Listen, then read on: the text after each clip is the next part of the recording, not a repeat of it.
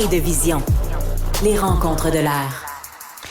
Emmanuel, deuxième jour depuis ce recul sur le recul du troisième lien.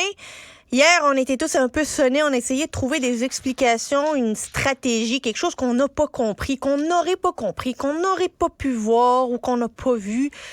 24 heures après, as-tu trouvé quelque chose? Parce que moi, de mon bord, j'ai toujours pas compris.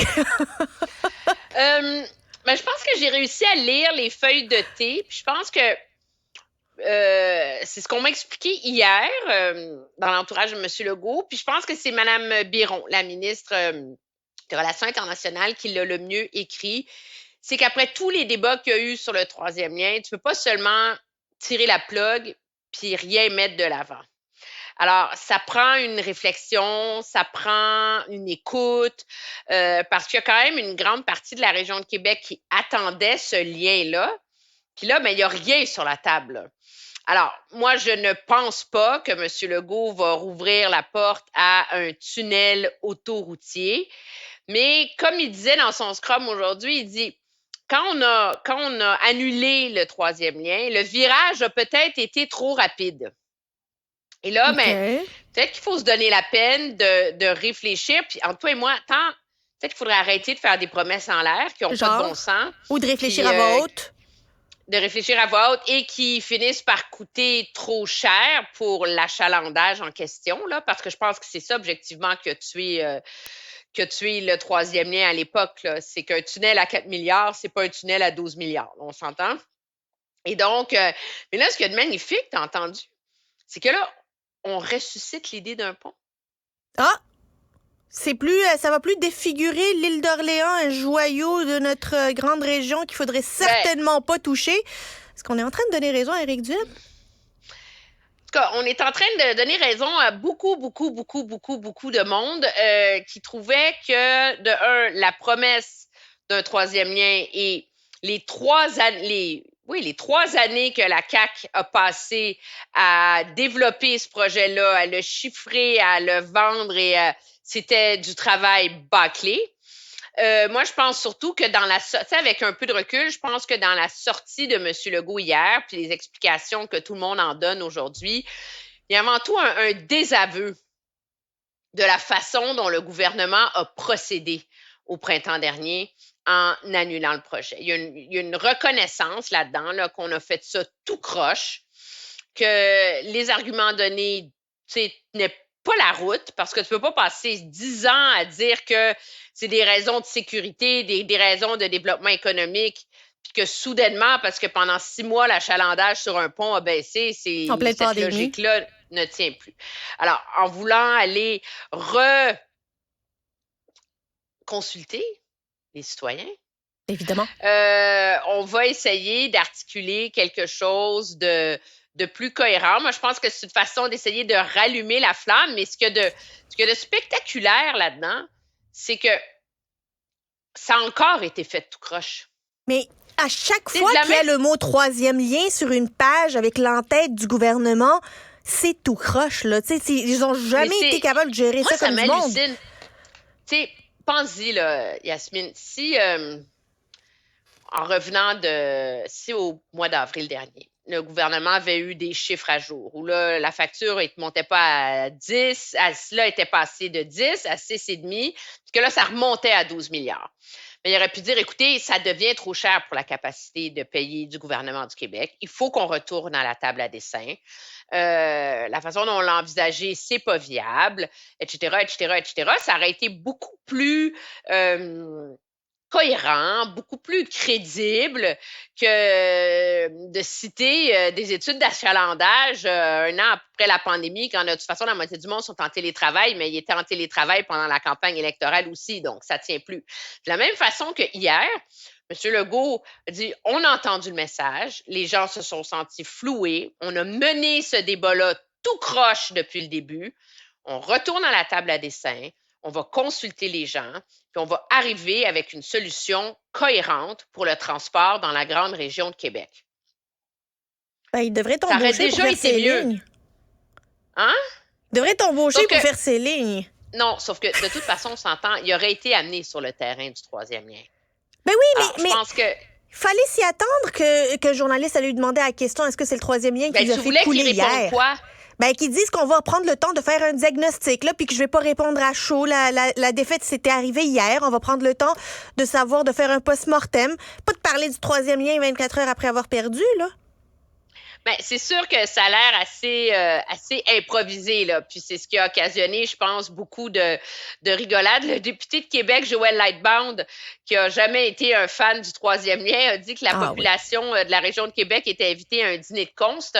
C'est pas très élégant, mais c'est sûr que le gouvernement a rien fait, je pense, hier, pour projeter du sérieux dans ce dossier-là. Et moi, je pense que c'est la chose numéro 1.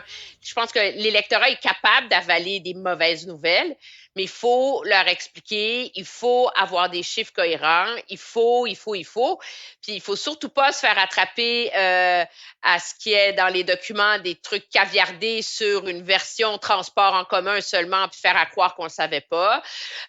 Faut pas invoquer la baisse de trafic post-pandémie quand cette réalité-là existait pendant la campagne électorale. Donc, c'est un gouvernement, je pense, là, je leur souhaite. La Chambre ne siège pas la semaine prochaine, l'Assemblée nationale, là, pour l'Action de grâce, là. Prenez le temps. Peut-être une camomille. Réfléchir, puis arriver avec un meilleur plan, parce que ça s'allait un peu dans toutes les directions. Mais il y a une personne qui a été claire, nette, frette, sec aujourd'hui. C'est le ministre des Finances. Quand on lui a demandé « Monsieur Girard, y a-t-il de l'argent pour un troisième lien dans le budget du Québec? » Il a répondu « Écoutez, il y a un PQI, un plan québécois des infrastructures. On en a doublé le montant. Il est à 150 milliards et l'enveloppe est fermée. » Ça a le mérite d'être clair. Donc, comment on distribue l'argent là-dedans? C'est la décision du ministre Julien, qui est ministre des Infrastructures, mais l'enveloppe est fermée. Fait que là, on peut se mettre à harceler le ministre Julien tant qu'on veut pour lui demander quel projet d'école il va sacrifier pour financer son troisième lien. Quel aréna on va oublier. Qu'est-ce qu'on va mettre? Quel aréna on va oublier? Quel hôpital? Peut-être qu'on pourrait abandonner la construction d'un mini-hôpital et construire un troisième lien. Mais il va falloir faire des choix. 10 milliards au minimum. Ça prend du courage. Le courage, c'est aussi d'autres qui visiblement disent qu'ils sont courageux, puis ils sont en route vers Ottawa, un autre convoi de la liberté, mais c'est pas un convoi anti-vaccin, c'est pas un convoi anti-COVID, c'est un convoi pour sauver les enfants. Les enfants qui sont en danger. Écoute, là, je veux pas mal citer les gens, là. Alors, ils veulent sauver les enfants de la pédophilie internationale. C'est notre collègue Anne-Caroline Desplanques dans le Journal de Montréal qui nous apprend ça il y a quelques instants à peine. Et ils seront là aussi longtemps qu'il le faudra sans camion. Ils veulent venir à pied, mais ils affirment, et là, ils sont assis, que le gouvernement Trudeau, l'Organisation mondiale de la santé et les Nations unies normalisent la pédophilie et se livrent à des enlèvements d'enfants pour les soumettre à un réseau mondial de pédophiles. Ça va, on va pas bien comme peuple. Hein?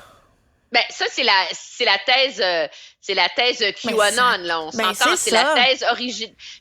C'est le péché originel du poison complotiste.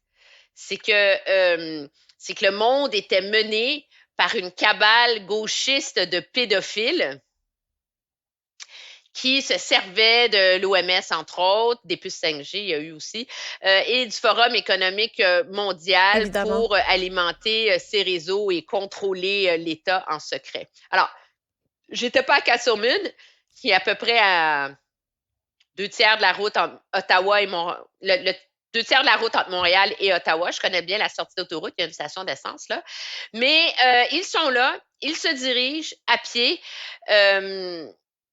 Pour la crédibilité de notre société, j'ose espérer qu'ils ne seront pas trop nombreux. Emmanuel, c'est que, en fait, je trouve ça dommage qu'ils pensent que parce qu'ils s'en vont manifester devant le Parlement que ce complot-là va tomber, tu sais. À quel point peux-tu habiter sur une autre planète pour penser que tout ce monde-là, l'OMS, puis les gouvernements sont tous à coquiner pour mener des réseaux de pédophilie? Honnêtement, là, j'espère aussi qu'ils vont pas être nombreux, puis j'espère qu'ils vont se sentir un petit peu ridicules, là. Yasmine, T'as pas lu The Da Vinci Code? C'est un documentaire, là. Ça existe, des réseaux secrets qui contrôlent le monde, là, Opus Dei, aussi. Les francs-maçons à une époque, tu vois? Donc, les moi, je Illuminati. pense que, comme élite des médias, il faut faire preuve d'ouverture et les écouter. On va faire comme François Legault fait, on Mais je va sais pas écouter la si Justin population. Trudeau va dire que c'est des gens qui pensent pas ce qu'il faudrait penser cette fois-ci. Mais on va continuer à faire ce qu'on a toujours fait parce que c'est dans l'intérêt des Canadiens de faire ce que l'on a fait.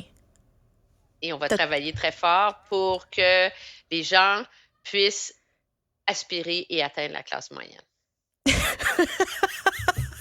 Emmanuel, merci pour cet élixir de ligne gouvernementale qui dit strictement rien, mais qu'on entend au quotidien. On travaille Merci fort. beaucoup.